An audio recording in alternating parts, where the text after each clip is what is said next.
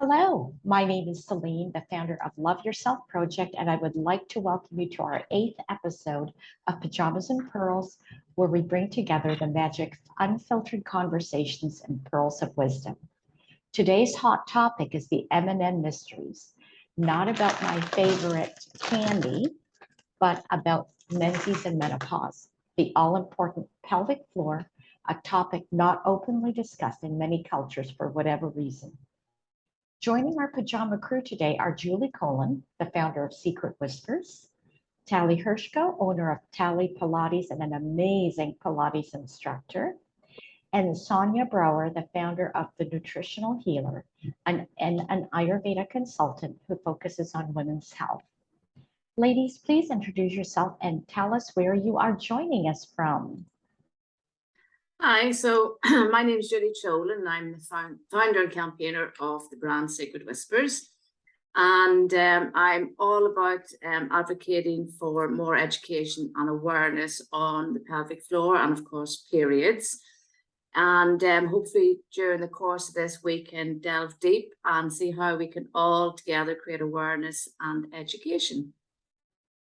Great, thanks, Julie. How about you, Sonia? Hi, I'm Sonia. I'm an Ayurveda consultant. Ayurveda is a traditional medicine. And we look at, in my practice, I give consultations and coaching. And we look at lifestyle change with nutrition for improving health.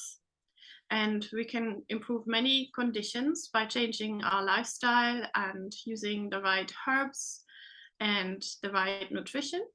Whereby I have to say, nutrition is not only what we put into our food, but also the lifestyle, what we expose ourselves with, obviously stress levels and so on, are included in nutrition. So it's the whole holistic way of living, which has an effect on our health and well-being. Great. And you can find me on thenutritionhealer.com. Perfect, thank you. And off to you, Tally. Hi, hello, my name is Tally, and I'm the owner of Tally Pilates. I'm calling in from Spain. And my goal is to empower women and men through the Pilates method, to inspire and motivate, especially women, especially mothers, throughout their life phases to continue to work out regularly, stay active, to take care of themselves, both body and mind, so they feel good about themselves, confident within their body, and just stay active and healthy. So I provide that through group classes, private classes, and online programs. Wonderful. So I guess let's start with menses if we're looking at a timeline in a woman's life. And so I guess starting with hormones. So Sonia, what's your take on hormones? How important are they, and what do we really need to know about it? Yeah, from an Ayurvedic perspective, we don't necessarily hone in and focus so much on the individual hormones, because for us, the hormones are just sort of a method which expresses many other things in the body. So we look at body bioenergies, which includes hormones. So hormones plus are body bioenergies. And these body bioenergies are made up out of 5 elements. And these are not necessarily physical elements, but they're sort of functional elements. Space, obviously there's body cavities, wind is movement, heat is enzymes, and blood is also regulated by heat. Water, liquids, and earth, which is stability and mucus. So all these 5 elements always come into play when we're talking about hormones. So for us, we would look at the entire lifestyle choices and the spectrums which govern the function of hormones. And that's sort of the Ayurvedic take of it. So an Ayurvedic lifestyle will help balance hormones at the same time. Okay, but from, I'm gonna say like a teenage girl's perspective, for example, I started my cycle very, very young. I was 10. That is And at that point, we're talking 19, whatever that makes it, 1969, I guess, which ages me. Back then, you know, people didn't really say anything. I just remember my mom calling my sister to help me put on that sanitary pad with a belt, and then taking me to the doctor, who hands me this book, which I wish I could remember the name because all I could do was laugh about it. I'm thinking, what is all this? Because I'm still playing with dolls. Like, why am I bleeding? So nowadays, I'm hoping that there is more preparation. Like for those of you that have teenage sons or daughters, the sex education, because I believe that this is part of it, has started a bit earlier.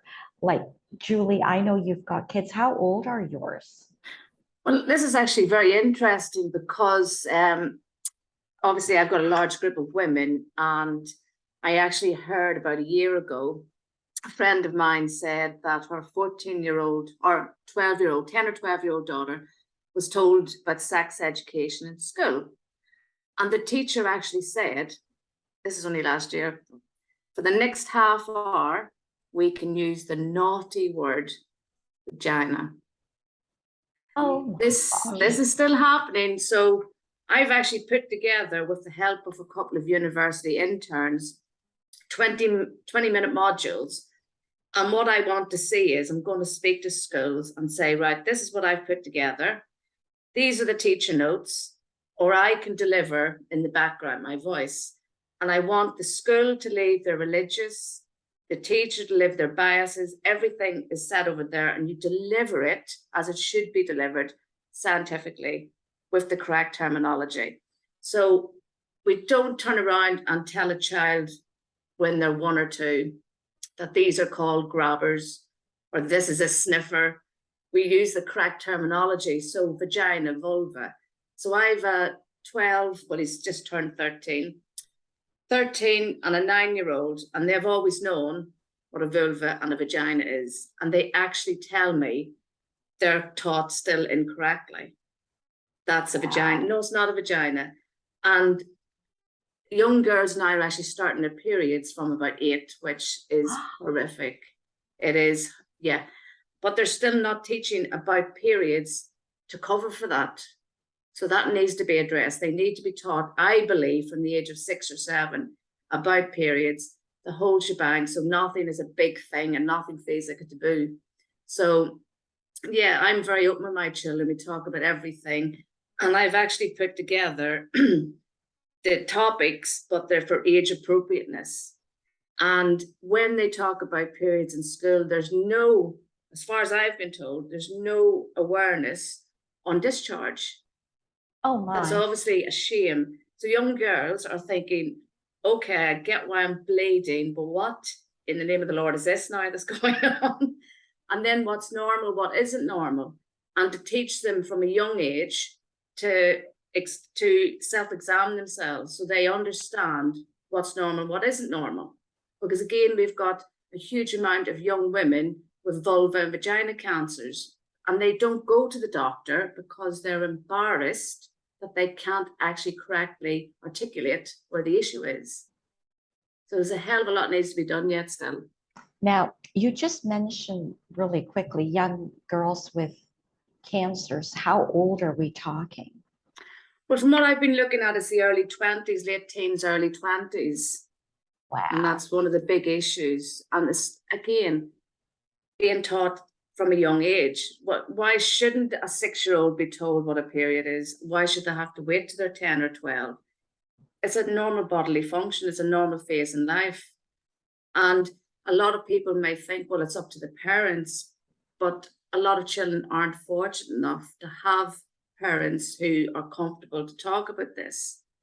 So yeah, that's my big passion at the minute. So I want to see the education completely changed. And that's why I've done all these little modules.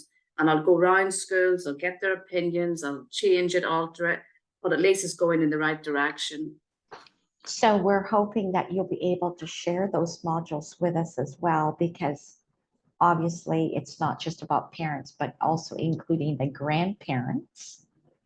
It's very true. So for example, recently I had two 21-year-old university interns, and I'd done a short module on how boys can self-exam. And they were shocked. They went, "What do you mean boys have to check their chest area?" I went, "Boys have got breasts, they can get breasts." They did not know that. Oh my. So just because we might know it doesn't mean other people know it. So yeah, there's a huge gap. And I think you're right. It's not just a case of in the schools. This should be common knowledge. But as I mentioned earlier, in many cultures, it's actually things not discussed.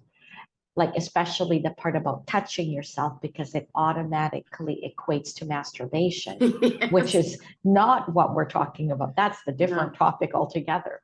We're Yeah. just talking about trying to stay healthy, or trying to even just stay ahead of that health curve before it declines. Exactly. So Tally, you've got a young teenage daughter, I believe. I have two young teenagers, okay. daughters, and one son. My son is 16, and then almost 14 and 11 years old. And there is a big gap between what they're being educated at school to what they consume through TikTok, YouTube, and all that. And so I often hear from them, well, like if we do discuss this, and like the school is so old school, like they're teaching them either too late or too little, or they did learn it in science, for example, and they do have sex education and health education, and I know from what I've seen in their material that they're using the correct terms, but you know the kids come already with some knowledge from what they've consumed, and you know, young kids see porno so early, and yeah. So early, can I even imagine? Is this stuff not blocked anymore, or am Very I just difficult. so old school? Well, they find access to it. Like they go to a friend's house and they just find access. If they want to, they can find it, even if it's blocked.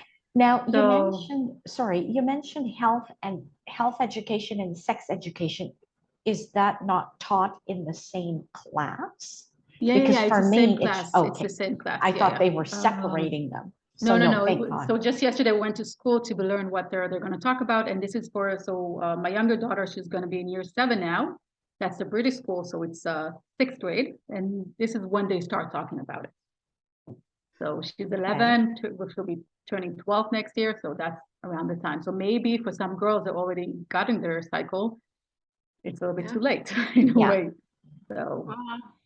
No, because I remember my oldest daughter, who's now 36, she had her first sex education class with her health, like school, and it was an uproar with all the parents, because we each got this note, you know, that we had to sign, that we agreed that our child would attend, and we could attend as well.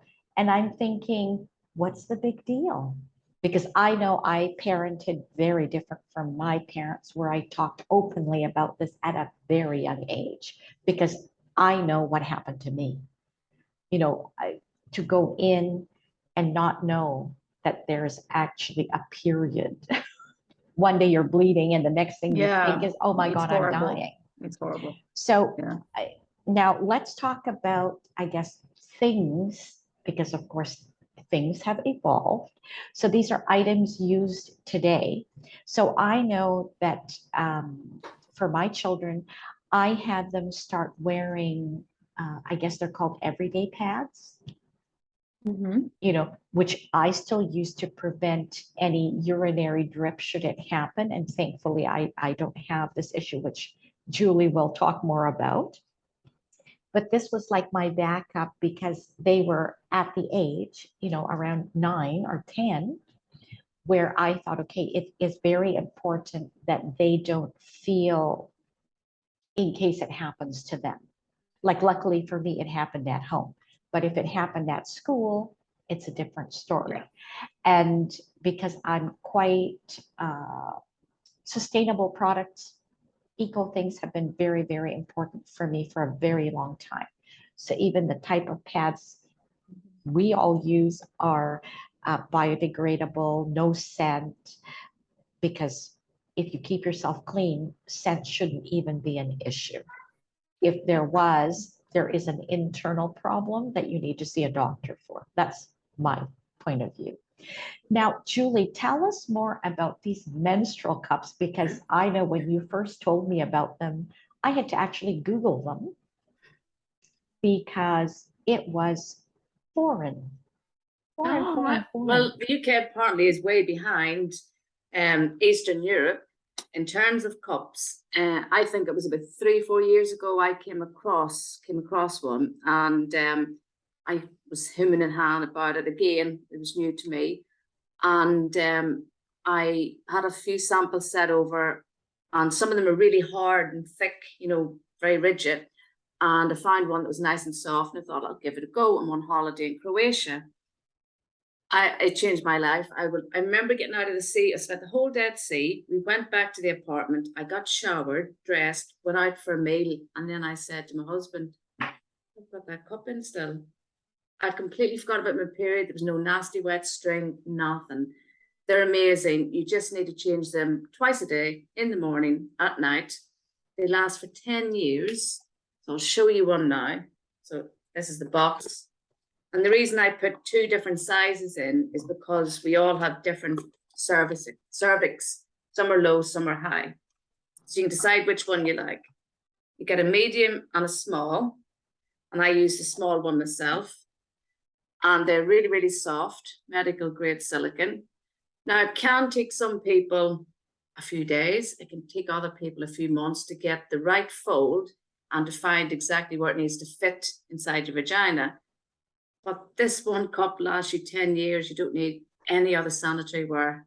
It is amazing. I just love it. So the way you do it is you just find a fold technique. This is the one I prefer, the little rosebud. And then you just pop it in, and then it opens up and it creates a seal. And then it collects your blood rather than absorbing it. And it sits much lower than a tampon would. There's no chemicals, no toxins, no nothing, completely body safe. Now, this is just to locate it. Most women after a few months will start to trim that so it's smaller. You do not use that to remove, because this has created a suction under your cervix. So never do that. And what you do to remove every 12 hours is pinch the base to release the suction, twist, empty, rinse, and pop back in again. They are a game changer.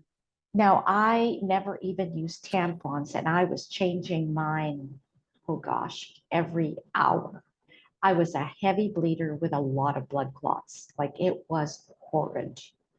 So how do people with blood clots manage? Is it maybe they have to do it more frequently? No, well, you can if you need to, but there's little measurements, so you can actually see how much blood you lose. And what you find is you may wear a pad and it's soaked through, but you use a cup and it might only come up to here. And I've had women with endometriosis have said their pains are a lot less and they're not bleeding just as much as they thought. But yes, there are some women who have to change them every 4 to 8 hours. But because there's no toxins or chemicals or anything getting into your body, it does really help. Well, that's what I've been told. But you can measure how much you actually are losing as well. And that's really beneficial. Wow. So in terms of getting rid of the blood, do we just toss it in the toilet? Yeah, toilet and sink, then just rinse. wash? And then there's 4 little holes at the top that do the suction. You just make sure they're always cleaned and opened, you know, the holes are definitely clear. And that's it. You get a little bit of staining. I've got mine now a few years. There's a tiny bit of staining on it. Who cares? Nobody's going to see it. Yeah. And after 10 years, when you think, you know what, that's a bit too stained to use, you can actually cut it up and bury it in the ground. Biodegradable, even But I better. never need another one. This will do me. I hope. Wow. So this means like zero leakage, like I remember when I was in high school, and this was the most embarrassing thing for me because I was clotting so heavily, was every time I'd stand up, I would leak, like literally. So I'd always be the last one to leave the classroom because I always had to wipe down my seat. Then I had to tie like a sweater around my waist to get to the bathroom to change my clothes again. Oh no. So yeah, it was horrible. I remember it myself, yeah. So for Tally, I don't know if your children or even yourself, because I think you're the baby in our group today. No, I think Julie is younger than me. I'm 43. I think Yeah, you yeah. are. Oh, so 46. Julie's the baby. Okay. Julie's I'm the baby. But Julie, Well, Wipe the milk. save another thing. exactly. Save another thing by not using paper, because a lot of the paper products, they have quite a few toxins, like dioxin is like associated with like paper and paper products, and these obviously are also hormone disruptors. There's a lot of that going on. And if you look at anything that we consume, I have a whole list of things that contain hormone disruptors. You would think it is a deliberate assault on life, where we can find these hormone disruptors, but especially in these sanitary towels. So we're using them, and we don't even know what harm they do to us. So what are these cups made of? What is the material? Medically graded silicon. So they're totally body safe. There's no toxins, no chemicals, no nothing. The only downside is having the time and patience to learn how to use them properly. But a lot of my friends, there's a smaller one you can get as a little teen cup. They leave them sitting in the bathroom so their daughters understand what they are. So they want them to go straight on to cups, straight on to reusable pads. And that's the way the world is going now. I don't know anybody that would choose to use the normal that's out there. And the other one, the scented liners.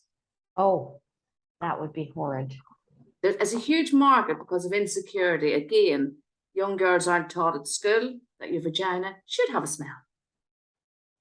And they use that insecurity to put billions and billions into these awful liners that cause goodness knows what damage to the vagina and the body. Fragrances again, they are hormone disruptors, and also they're blamed for causing gender confusion in children. These fragrances and hormones, they're also in plastic food containers. Wow. So all the yogurt, all the packaging, we'll have to be very careful about that as well. It's quite hard to avoid all of them. Yeah. But this is where the whole holistic lifestyle and sort of alternative lifestyle or careful lifestyle, whatever you might call it, becomes really important, because these hormone disruptors are everywhere, and then we complain about hormonal imbalances. And I think now we'll move on to the next stage in women's life is, of course, and I don't know the correct terms because somehow I did go through menopause, like literally for me, and it was a blessing that one day it just stopped. I didn't have any side effects, like none of the effects a lot of our friends are feeling, like the hot flashes or the actually this I'm gonna ask Julie about because I don't know enough about the pelvic floor. The only thing I remember is my doctor teaching it to me while I was pregnant. Oh, you were lucky then. They don't even do that now. Yeah. But it was only because of her conversation with me that it stuck. So every day at some point, her voice jumps into my brain, and I do my Kegel exercises for a couple of minutes, literally, not even long. But it ended up becoming a habit because she drummed into me such strong words about what happens after you give birth.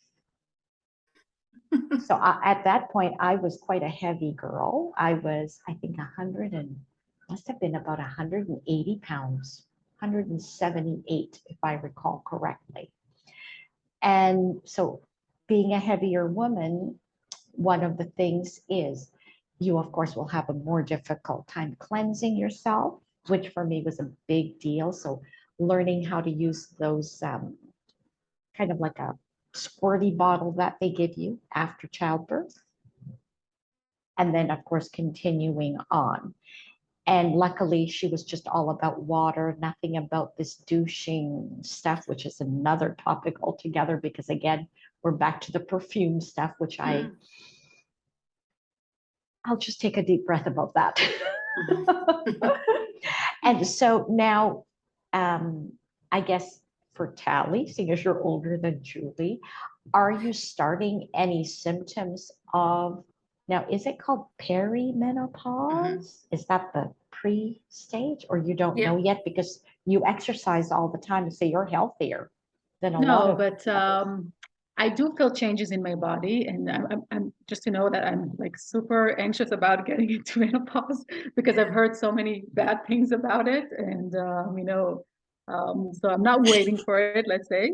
Uh, so I do feel some changes like with my migraines that I suffer for many years that are becoming more so I have more increased episodes and like getting like sleeping is a little bit harder than before. So I do feel some changes, but hopefully it's not there yet. I still have my period, so hopefully it will last a few more years.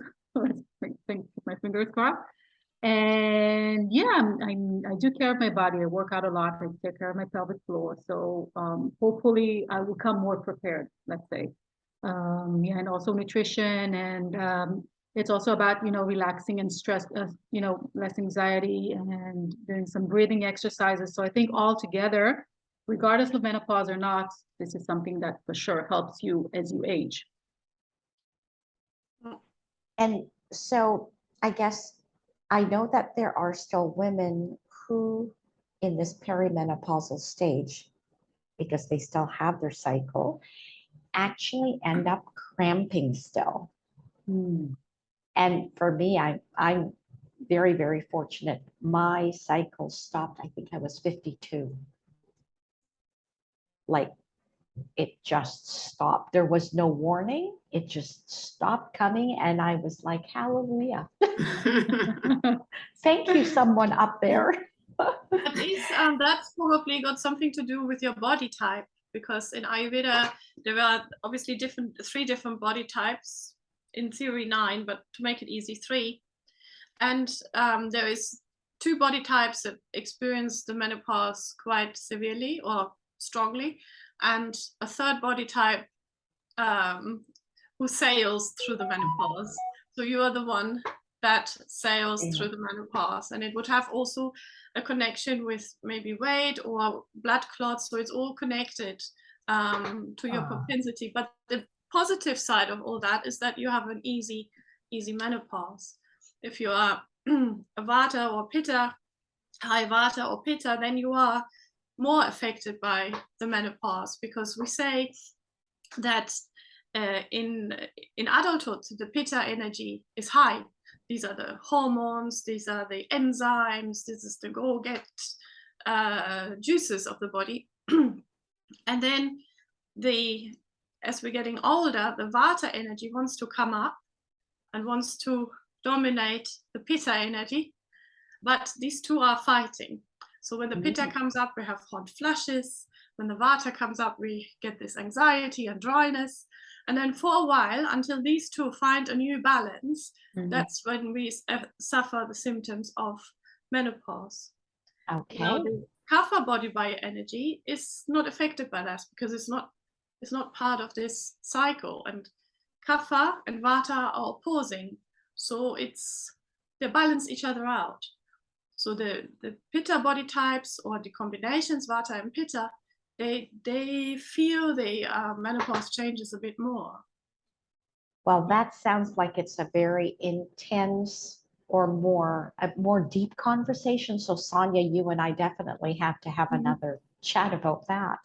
Now, Julie, with your other product, which I found super interesting, which are the Kegel weights. So I had my first child at 27, and that's when I learned about the pelvic floor. So in reality, how young should we start learning about the pelvic floor? 12. So this is at around the same time as the menstrual cycle. And why do you recommend that? Well, the menstrual cycle, personally, I'd like to see it being taught from about 6, 7, because we do know more and more girls are starting at 8. But the pelvic floor, I believe around 12 years of age should be taught for so many reasons. The biggest one is there was a study done years ago, I think it was 2002, 2003, and they interviewed young women between the ages of 18 and 21 who were very athletic in high school. And they asked them how many experienced bladder leaks. How many do you think admitted it? Probably 0. 40. No. And there's so many more studies out there. It is a big issue in high schools, especially gymnastics, runners. Yeah, anything that's got the pressure on the pelvic floor. And the problem is they don't talk about it because they have no idea what it is. They're ashamed, they're embarrassed. It keeps going on. Then they end up having children. It progressively gets worse. And then it's a big circle. They stop socializing, they stop exercising, stop having sexual relations, depression. And yeah, it really, really, really peeves me off that this is out there, but nothing's been done about it. Yet there's hundreds of millions been spent every year on surgery. That's not where we should be focusing. That money should be over here teaching people about their pelvic floor. Not that long ago, the Olympics, it was the gymnastics. It was in one of the big UK papers. The journalists were basically laughing at these young girls, 12, 13, 14, saying there was just urine going everywhere. No. So, yeah, and I've spoke to high schools and they say, yeah, there's no money. So I'm like, you need to find the money. This is more important than some of those other modules you're teaching. So that's where I want to go. I want to see girls and boys educated on what a pelvic floor is, why it's so important, and how to look after it, and how to do your Kegel exercises. And then we wouldn't have all these issues. I still have women daily saying, I gave birth a few months ago. What's going on? There's no education on pelvic floor exercises. It's come in, get the baby out, off you go. There's nothing. My auntie delivered me 43 years ago, and she was head matron. And at that time, the women were kept in for 2 weeks. And for 1 week solidly, every single day, they took those women to a special room where they just focused on their pelvic floor strength. But there's Wow. nothing like that now at all. I had a woman who was in her early 20s, absolutely terrified, convinced she was giving birth early, and it was a prolapse. Oh, So women deserve so much better. So they need to be educated 12. Obviously, you don't need to go into all the detail about a prolapse because it is quite horrific, but you can just slightly talk about it, understand that bladder leaks aren't normal. And again, correct going to the toilet habits. The children aren't taught that when they go for a poo, they should use a stool for their feet because we're not designed to sit like that. exactly. No, exactly, yeah. Mm-hmm. So these are all little things, that would change people's lifestyle. So there's evidence to show that if a woman develops bladder leaks after childbirth, the chance of postnatal depression goes up by 50%.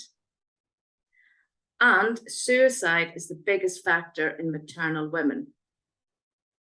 So you can see why I get really passionate and really, really angry that there's just not been enough done about it. So yeah, there's a lot of changes need to be done. Because I understand there's a whole other topic out there about postnatal depression. And I totally believe that having this leaks, the bladder leaks, is one of the issues because it gets very annoying. Like I know I have some friends who I call shut-ins, and they were so happy during the pandemic because they didn't have to leave the house. They couldn't leave the house. And for them, it was perfect. And I thought that's not a way to be living your life, right? Yeah. Now, Sadly, it's the norm for many, though. yeah.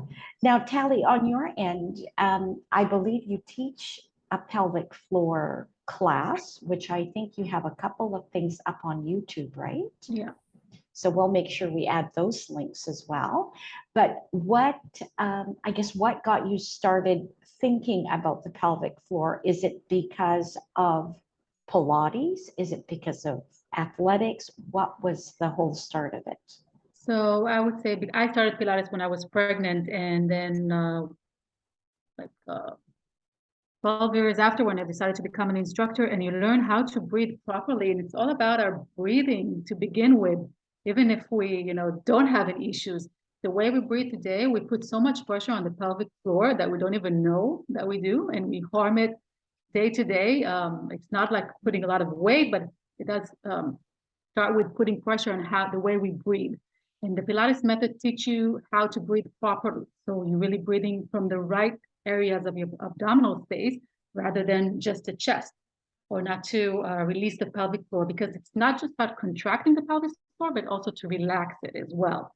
And I became a teacher, and that was after having all my kids. But on my third pregnancy, after giving birth for the third time, this is where I felt that my pelvic floor muscles are weak.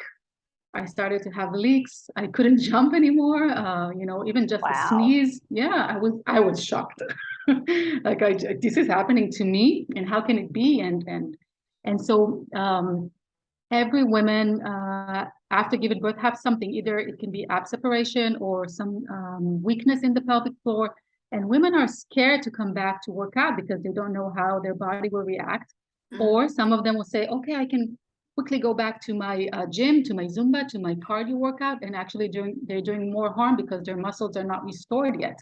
And so they're putting more pressure and on the pelvic floor muscles and creating more harm to, that will end up as a prolapse and long-term issues.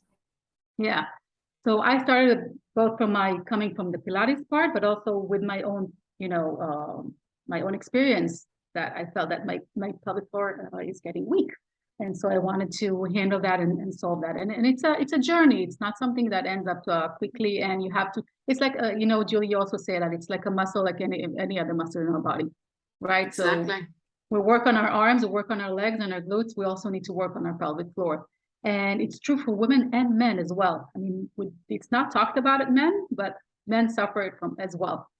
And I think even there's a bigger problem because they're very shy about it, or they didn't even know that they have it. Yes. Yeah. They always say it's about my prostate. Yeah, or but they have bowel issues, or even with masturbation, they can have issues. So I didn't know that. Erectile dysfunction is the biggest one for them. Yeah. Wow. Yeah. So well, that's an eye opener. It's funny how when I mention that, when there's men around, they're literally on their knees begging me to teach them how to do their pelvic floor exercises as soon as they hear erectile dysfunction associated with it. And again, they shouldn't have to find out the hard way. That's why they should be taught, boys and girls, at a young age. Yeah. Wow. This is why I love Pilates so much, because it works on every exercise to contract, but also to release. And so for the long run, it will prevent you from having that, or it will help you recover once you do deal with those issues. So, and like all bodies, it'll take, depending on your body, it takes different times.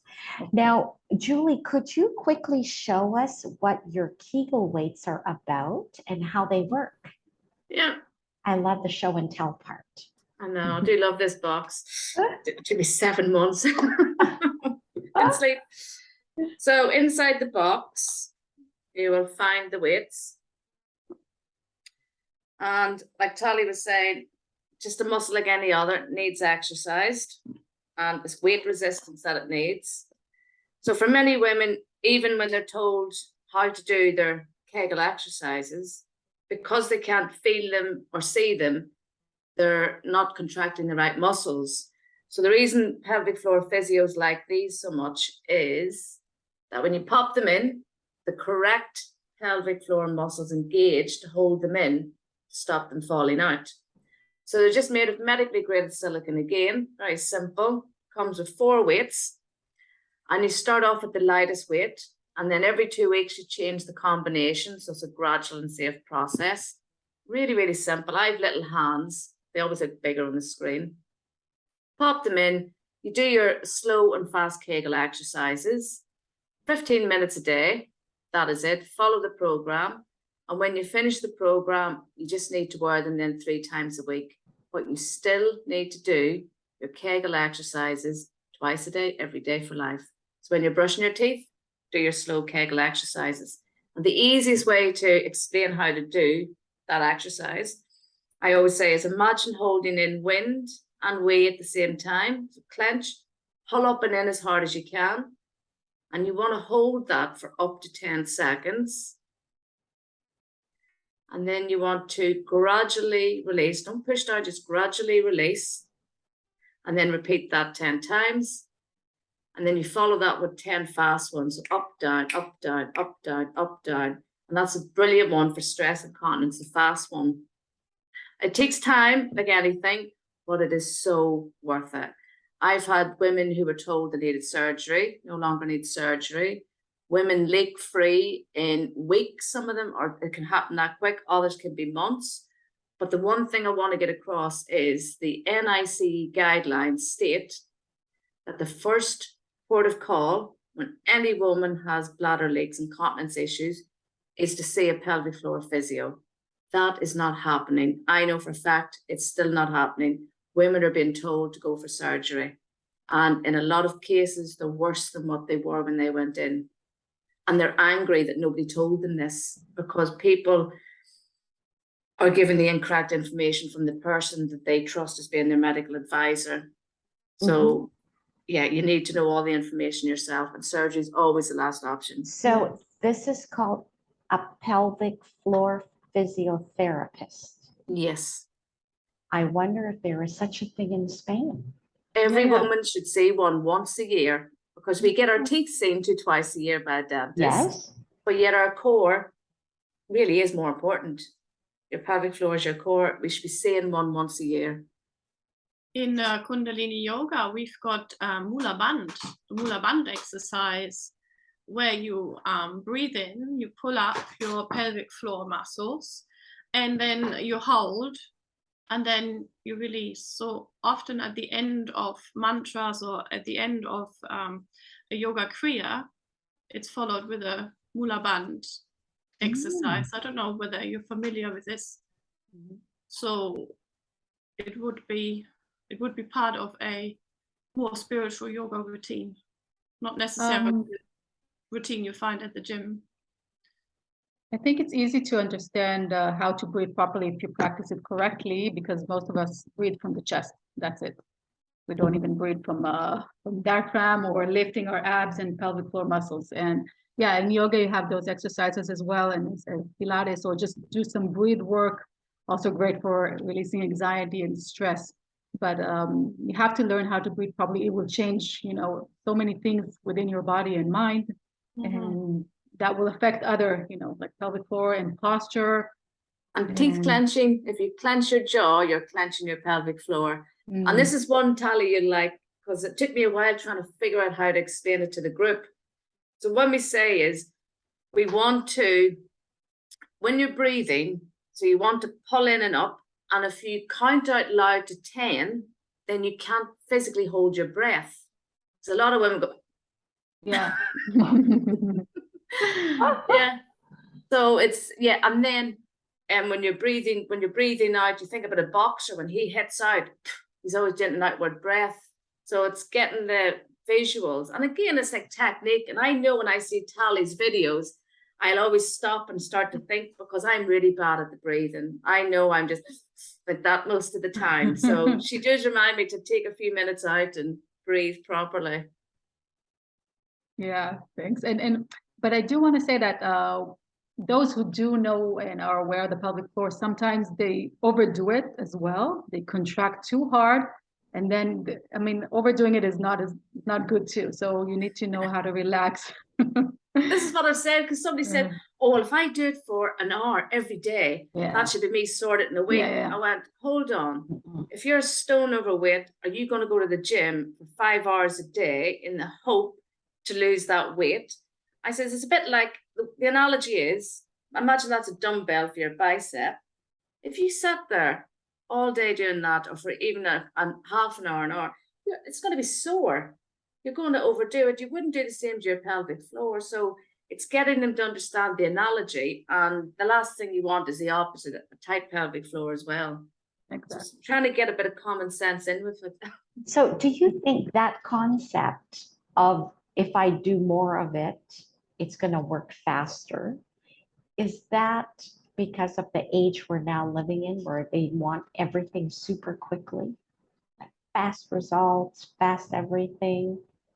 I think so. Because I've tried to explain, if you haven't been, so for me personally, I've been doing my Kegel since I was 14, but I thought every woman did. I just thought that's what everybody did. And I'm trying to explain to women that you only start it when you're 30. You've had the issues for a couple of years. You need to give yourself at least 6, 9, 10 months. In fairness, you do get improvements a lot quicker. But you have to go easy on your body. You can't just rush anything, especially the older you get. You do not want to be overdoing any exercise either. Mm-hmm. No, I think people will always look for shortcuts, right? Yeah. They want to get fast results now and maybe yesterday, but they need to understand that they can harm themselves rather than getting the results they want. Yeah. So, It depends a little bit about on the body type. Some people, they rush in and then do too much for a couple of days and then give up and then be very sporadic. Other people like overdo it consistently, and then others go like little by little. As we say in yoga, the way you do one thing is the way you do everything. So you have a tendency to approach something with a certain method, and then this method is like replicated.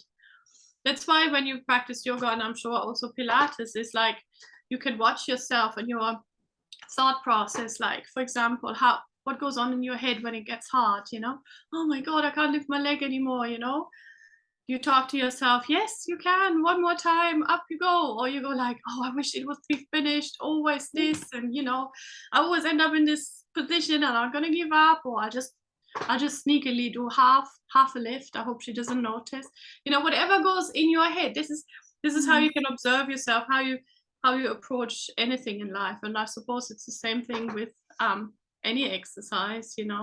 Some people go like quickly to get it out of the way, and others go like, no, let's do it properly. Wow. So, ladies, I would appreciate you sending us some tips that our audience will be able to download. And of course, especially the links to the products that you have, because I know with Sonia, she has some special teas as well that she's created herself that will help with sleep, among other things. But the sleep thing I know is a big component for a lot of people going through the menopause. And yeah, and all these lifestyle techniques will help with the hormonal balance as well.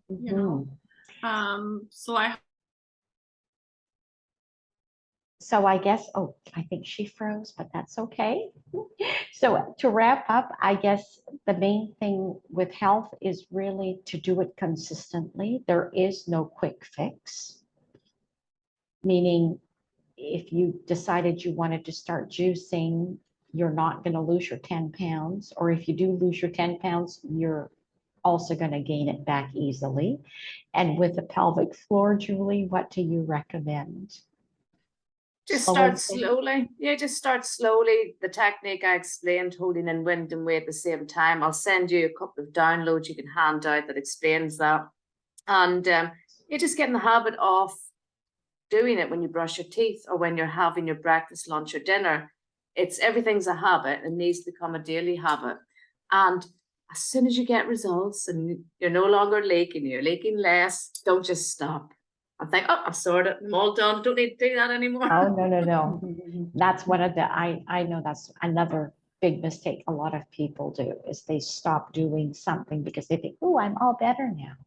And also, don't just think it happens to people who are pregnant, people who've given birth, people who are a bit overweight. I know people who have had prolapses from the age of 10. Wow. So bladder leaks, incontinence, and prolapses really does not have any discrimination. That's how important it is. Okay, and make sure you send us also some information for boys, because I'm sure that that is one topic no one knows about. Oh, my 2 sons do. Lucky for I them. wonder how. They're really funny. If somebody says, when we're out and about, if somebody goes, stop, I'll wet myself laughing, they'll get really serious and go, you need to think about your pelvic floor. And we're like, oh, God. No, that is the best thing, really. To And make it periods, part of normal life. they know because- all about periods as well. And why shouldn't they, you know? Yeah, I always wondered why certain cultures shame people into it, whereas other cultures actually, oh, you're a woman, you're, they do a big ceremony around it. Very interesting stuff, ladies. So thank you again for joining us. No, thank you very tune much. in Thank for you, the next Celine. one. Bye. Bye. Have a Bye-bye. good day. Bye-bye.